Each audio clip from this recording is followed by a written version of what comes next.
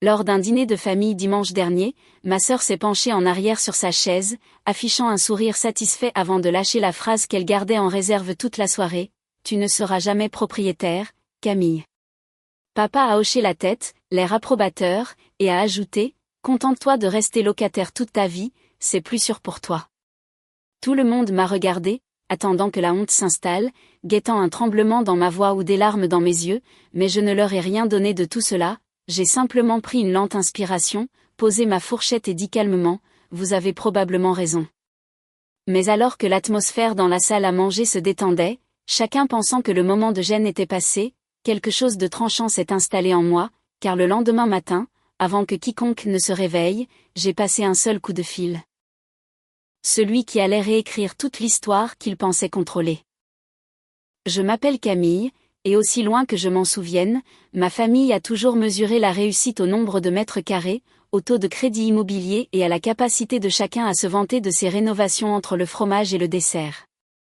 J'ai grandi en apprenant à prendre le moins de place possible dans des conversations qui ne semblaient jamais faites pour moi, alors que Chloé était toujours l'étoile brillante, la mention très bien au bac, le CV parfait, la fille qui avait sa vie bien en main. Lorsqu'elle a acheté son pavillon en banlieue chic vers la fin de la vingtaine, mes parents l'ont traité comme un trophée familial, le polissant à chaque réunion, et je n'ai jamais corrigé leurs suppositions à mon sujet. Pourquoi l'aurais-je fait alors qu'ils avaient déjà écrit le scénario? J'étais la fille qui aimait louer, celle qui n'était pas faite pour le stress de la propriété, l'enfant discrète qui devait sûrement galérer mais qui était trop polie pour l'admettre. Ils ne me posaient jamais de questions sur mon travail au-delà d'un indifférent « Comment ça se passe ton truc de conseil ?» Ils ignoraient que ce n'était pas du conseil du tout, c'était de l'acquisition, de la sélection de locataires, de la rénovation, de la gestion de trésorerie et des prévisions de cash flow, des choses qu'ils ne m'imaginaient même pas capables de faire. Je ne le cachais pas par peur, je le cachais parce que leurs applaudissements étaient toujours réservés à la personne qui parlait le plus fort et je n'avais aucun intérêt à faire le spectacle. Il y a 2 ans, par une nuit froide de fin d'automne, mon téléphone a sonné et le nom de Chloé s'est affiché. Sa voix tremblait avant même que je dise allô, elle avait perdu son poste de cadre et son prêt immobilier, des mensualités de 2800 €, étaient en train de l'engloutir vivante. « S'il te plaît, a-t-elle chuchoté, ne dis rien à papa et maman, ils ne peuvent pas savoir que j'ai échoué, je te rembourserai dès que je serai retombée sur mes pieds. » J'ai entendu la terreur dans son souffle, pendant un instant, elle n'était plus l'enfant prodige, elle était juste ma sœur, terrifiée à l'idée de tomber du piédestal que tout le monde avait construit pour elle, alors j'ai aidé. 1 mois, puis 3, puis 6, et à la fin de la première année, les virements étaient devenus automatiques, prélevés discrètement sur le compte de ma société, inaperçus de tous sauf de moi. Elle a fini par retrouver un travail, mais le salaire était inférieur et le train de vie auquel elle s'accrochait n'avait pas diminué pour autant, la maison, les travaux de standing, l'image, tout dépendait d'un argent qu'elle n'avait pas et d'une fierté qu'elle refusait de lâcher. Pendant ce temps, je continuais d'élargir mon portefeuille, achetant un immeuble de rapport près des quais, un triplex en hypercentre, et quelques appartements dans des quartiers étudiants stables, soit 17 lots au total, chacun s'autofinançant largement. Je vivais simplement, je m'habillais simplement et je gardais le silence, non pas par manque d'ambition, mais parce que le bruit ne construit jamais rien de durable. Mais hier soir, à cette table, quand Chloé a ri et a annoncé mes soi-disant limites à toute la famille, quelque chose a basculé, ce n'était pas l'insulte elle-même, c'était l'assurance derrière, la certitude que je resterais toujours petite pour qu'elle puisse rester grande, elle n'avait aucune idée à quel point elle se trompait.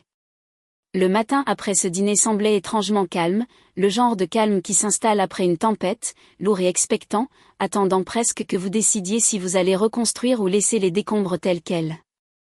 J'ai fait du café, ouvert les volets de mon T2 et laissé la lumière froide inonder le parquet ancien, et pendant un instant, je suis restée là à respirer, laissant le souvenir de la veille repasser en flash humiliant, le rire de Chloé, le hochement de tête de papa, les regards autour de la table vérifiant si mon visage se fissurait.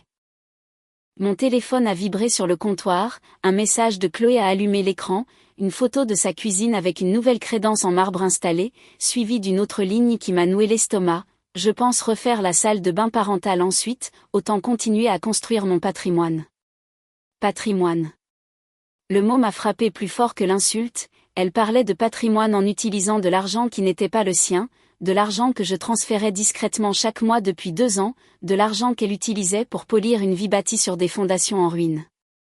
J'ai fixé la photo, le carrelage étincelant, les lumières chaudes sous les placards, et j'ai senti une réalisation s'abattre sur moi comme de l'acier froid. Je l'avais aidé à survivre, oui, mais je lui avais aussi permis de jouer la comédie, de briller pendant que je restais en coulisses à tenir les décors, mais c'était fini.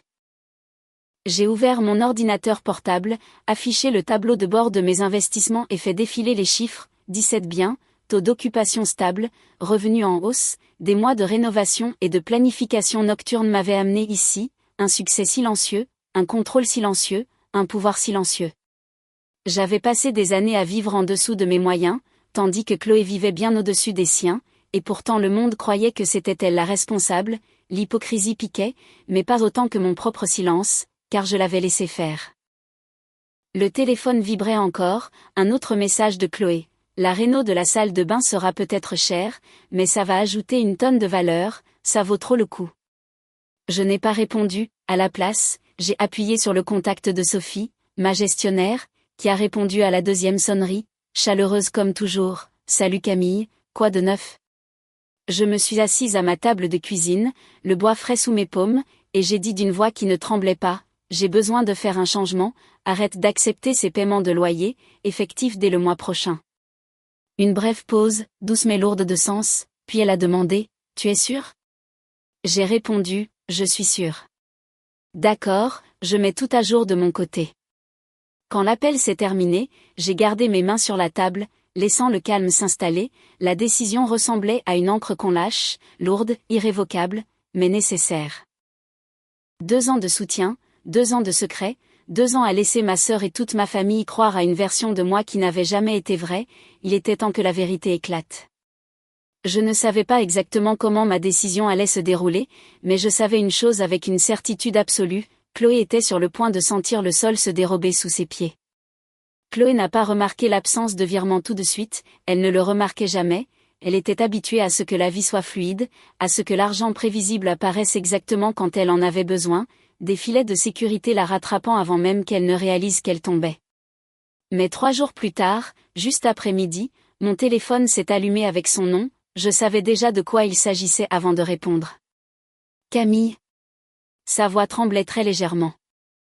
Salut, il s'est passé un truc bizarre avec le paiement de mon crédit, le virement n'est pas passé, ta banque a eu un bug ou quoi?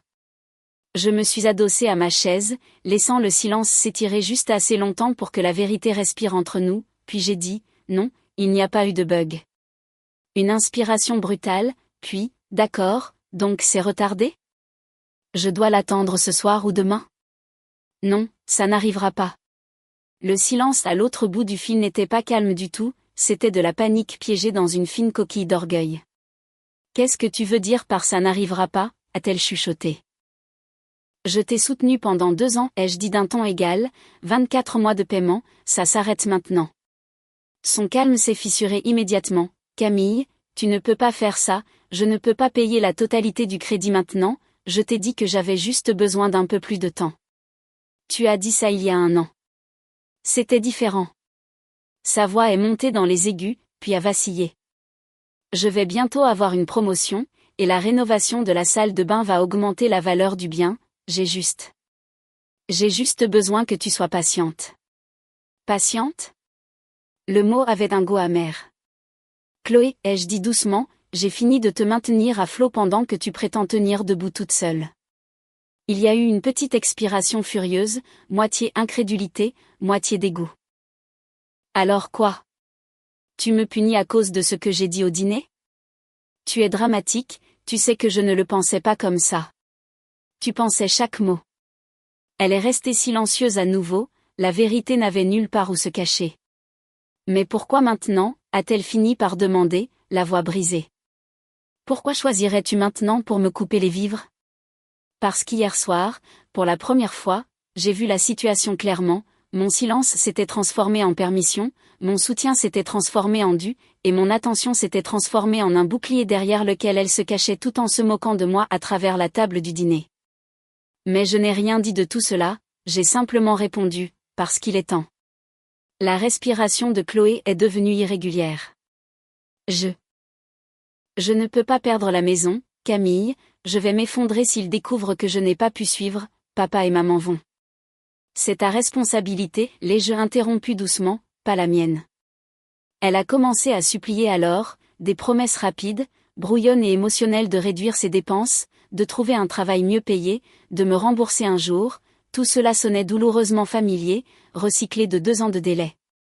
Je ne suis plus ta solution, ai-je dit, tu dois comprendre à quoi ressemble vraiment vivre selon tes moyens.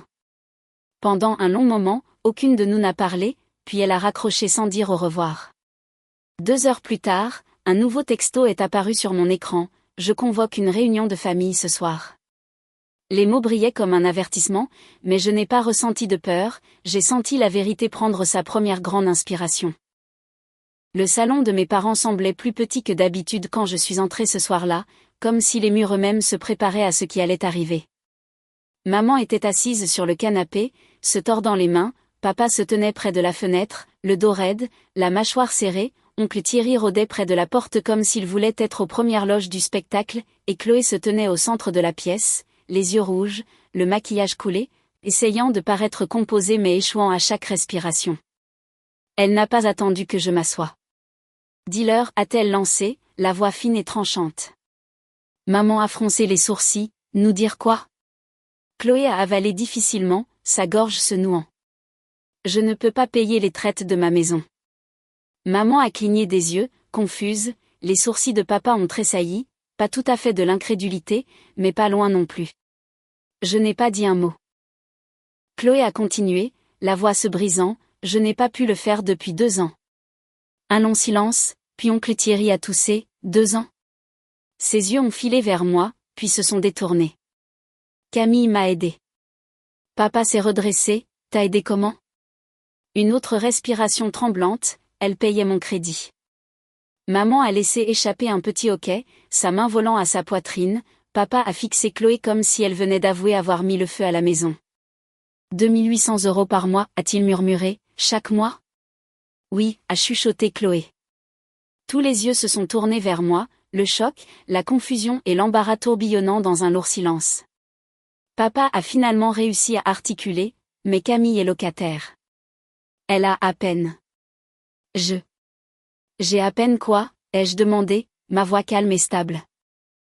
À peine de quoi gérer ma vie? À peine de quoi rester à flot? À peine de quoi comprendre l'argent? Son visage est devenu rouge cramoisi. J'ai plongé la main dans mon sac et en ai sorti un dossier mince, le même résumé que Sophie préparait pour des situations comme celle-ci, je l'ai posé doucement sur la table basse et l'ai fait glisser vers l'avant. Tu devrais peut-être regarder ça avant de finir ta phrase. Papa a hésité, puis l'a ramassé. Au fur et à mesure qu'il lisait, la transformation sur son visage était presque cinématographique, confusion, incrédulité, puis une immobilité stupéfaite. Il a regardé maman, puis de nouveau le papier. 17 biens immobiliers, a-t-il chuchoté. Maman s'est penchée pour lire par-dessus son épaule, revenu locatif, valeur de marché. Ces chiffres. Sa voix s'est éteinte. Les yeux d'oncle Thierry se sont écarquillés, ça dit que ton patrimoine vaut environ 4 millions d'euros. Papa a baissé le papier lentement, Camille, c'est réel? C'est exact, ai-je dit simplement, je gère mes propres investissements immobiliers depuis des années. La pièce a sombré dans un autre silence, cette fois plus lourd, plus dense. Chloé ne pouvait regarder personne, son souffle tremblait alors qu'elle s'essuyait sous les yeux. Tu n'as jamais rien dit, a chuchoté maman. Vous n'avez jamais demandé, ai-je répondu. Papa a ouvert la bouche, puis l'a refermée, il semblait plus petit, en quelque sorte moins sûr du monde qu'il avait construit dans sa tête. Tout ce temps. Nous pensions. Je sais ce que vous pensiez, ai-je dit, et je ne vous ai pas corrigé, c'était mon choix. Chloé a enfin levé la tête. Je ne voulais pas que quelqu'un sache que je galérais, a-t-elle dit, je ne pouvais pas supporter l'idée d'être moins bien. Sa voix s'est brisée sur les derniers mots. Alors j'ai laissé Camille m'aider et je me suis dit que c'était temporaire, mais ensuite les rénovations, les réparations, tout devenait plus cher et j'ai juste. Tu as juste fait semblant que tout allait bien, ai-je fini pour elle. Elle a hoché la tête, les larmes débordant. Je suis désolée, je ne voulais juste pas perdre la vie pour laquelle j'avais travaillé. Tu n'as pas travaillé pour cette vie toute seule, ai-je dit doucement, et c'est ça le problème. Papa s'est avancé, la culpabilité teignant son expression. Camille, on a été injuste envers toi. Oui, ai-je dit sans méchanceté, vous l'avez été. Les yeux de maman se sont remplis de larmes. Pourquoi tu ne nous as pas dit que tu avais réussi? Pourquoi cacher quelque chose d'aussi merveilleux? Parce que je n'avais pas besoin d'applaudissements pour connaître ma valeur, ai-je répondu, mais j'ai besoin de limites, et j'aurais dû les poser plus tôt. Chloé m'a regardé désespérément. Alors, qu'est-ce qu'il se passe maintenant? Est-ce que tu peux s'il te plaît continuer à m'aider jusqu'à ce que je sois promue? Je me débrouillerai pour le reste, je le jure. Non, ai-je dit, plus maintenant. Son visage s'est chiffonné. Camille, s'il te plaît. Je t'aime, ai-je dit doucement, mais je ne financerai pas un style de vie que tu ne peux pas te permettre. Tu as 30 jours pour décider quoi faire de la maison, la vendre, la refinancer, déménager plus petit. Mais c'est à toi de gérer, pas à moi. Elle a secoué la tête, les larmes tombant librement maintenant. Ils vont penser que j'ai échoué. Papa a parlé avant que je ne puisse le faire. Tu n'as pas échoué parce que tu avais besoin d'aide, tu as échoué parce que tu l'as caché et que tu as prétendu être meilleur que la personne qui t'aidait. Chloé a tressailli comme si les mots l'avaient frappée physiquement. Maman s'est rapprochée, posant une main sur son bras. Ma chérie, tu n'as pas besoin de nous impressionner, tu as juste besoin d'être honnête. Mais je ne l'ai pas été, a chuchoté Chloé, pas depuis 2 ans. Et maintenant, ai-je dit gentiment, tu as l'occasion de l'être. La pièce s'est adoucie même dans sa tension, la vérité avait tout recablé, chaque supposition, chaque jugement, chaque piédestal, et pour la première fois depuis des années, personne ne faisait semblant. Papa m'a regardé, la voix plus calme que je ne l'avais jamais entendue. Camille, je te dois des excuses, des vraies. Je sais, ai-je dit, mais on peut y arriver. Lentement, Chloé a essuyé son visage, respirant de manière saccadée. Je n'ai jamais voulu te blesser. Je sais, ai-je dit, mais tu l'as fait, et maintenant on répare ça en étant vrai, tous autant que nous sommes. Personne n'a bougé pendant un long moment, l'air semblait différent, plus léger par endroits, plus lourd à d'autres, mais c'était honnête, et pour la première fois, c'était suffisant. Les 30 jours sont passés plus vite qu'aucun de nous ne l'attendait. Chloé a tout essayé, tableau de budget, petit boulot à côté, candidature tard le soir, mais les chiffres ne s'alignaient jamais avec la vie qu'elle avait bâtie sur une stabilité empruntée. Quand la maison a été mise sur le marché, elle a pleuré doucement en faisant ses cartons, le genre de larmes qui ne viennent pas de la perte d'un foyer, mais du fait de faire face à la vérité sans bouclier. Je l'ai aidée à déménager, pas avec de l'argent, mais avec mes bras, portant des lampes, scotchant des cartons, chargeant sa voiture. Elle s'est excusée encore entre 2 respirations, plus doucement cette fois, pour de vrai. Je pensais que vendre signifiait que j'avais échoué, a-t-elle dit alors que nous nous tenions dans son salon vide. Mais peut-être qu'échouer, c'était prétendre que je n'avais pas besoin d'aide. Ce n'est pas un échec, lui ai-je dit, c'est un alignement, ta vie correspond à tes revenus maintenant, c'est ça la stabilité. Son nouvel appartement était plus petit, plus simple, mais paisible d'une manière que sa vieille maison n'avait jamais été, pas de paiements écrasantes, pas de panique silencieuse, pas de comédie. Mes parents ont changé aussi, papa a commencé à me demander mon avis sur le refinancement de leur maison de vacances, maman m'envoyait des articles sur les tendances immobilières, fière d'une manière plus calme, pas de projecteur, juste de la curiosité. Les déjeuners du dimanche semblaient différents, moins de comparaisons, plus de conversations, pour une fois, personne ne se vantait ni ne jugeait, ils parlaient simplement. Chloé a commencé à reconstruire ses finances une étape honnête à la fois, notre relation dépouillée de secrets et d'attentes ressemblait enfin à de la sororité au lieu d'une obligation. Et moi, je me sentais plus légère, comme si j'avais récupéré de l'espace que je ne réalisais pas avoir cédé. En regardant en arrière, j'ai réalisé que la vraie victoire n'était pas d'exposer la vérité, c'était d'apprendre que les limites ne sont pas des murs, ce sont des protections. Ma famille me voit différemment maintenant, pas parce que j'ai prouvé quoi que ce soit, mais parce que j'ai enfin arrêté de me faire toute petite.